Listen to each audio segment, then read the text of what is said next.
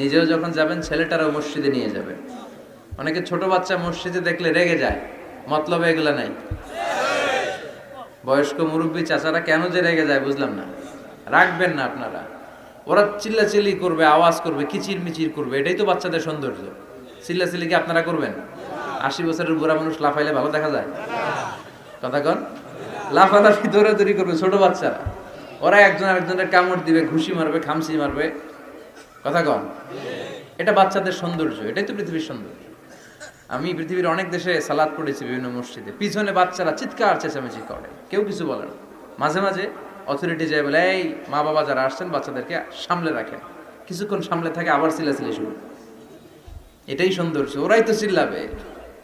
তুরস্কের বিভিন্ন মসজিদে বড় বড় সাইনবোর্ডে লেখা যে জামাত চলা অবস্থায় যদি পেছনে বাচ্চাদের কিচির মিচিরের আওয়াজ শুনতে না পান তাহলে নেক্সট জেনারেশনের ব্যাপারে ভয়ে থাকেন।